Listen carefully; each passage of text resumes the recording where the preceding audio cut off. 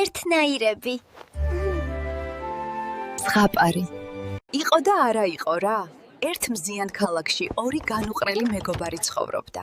დედა თეა და მისი გოგონა, ტასო. თეა და ტასო მხოლოდ დედაშვილი კი არა, ნამდვილი ტყუპისცალები იყვნენ.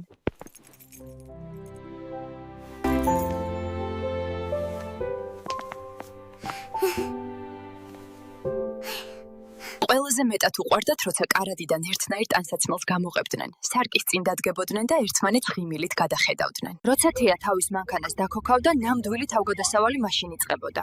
მანქანა მათთვის იყო სივრცე, სადაც გეგმებს აწყობდნენ და საიდუმლოებს ცვლიდნენ. ტასო დედას სკოლის ამბებს უყვებოდა. თეა კი შვილს ასწავლიდა, როგორ უნდა დაენახა სილამაზე უბრალო საგნებში. დედა, იცი?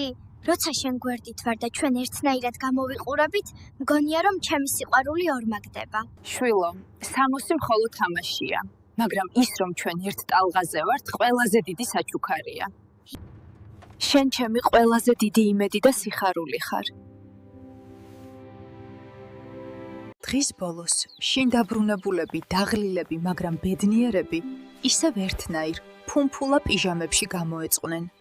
თეა ტასოს ზღაპრებს უკითხავდა, თუმცა ყველაზე მეტად ტასოს ის ისტორიები მოსწონდა, რომლებსაც დედა მასზე ყვებოდა, თუ როგორი ჭკვიანი და კეთილი გოგონა იზრდებოდა.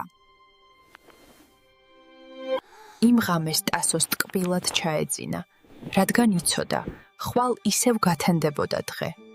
ისევ ჩაიცვამდნენ ერთნაირ სამოსს და მათი მანქანით ახალი თავგადასავლებისკენ გაეშურებოდნენ.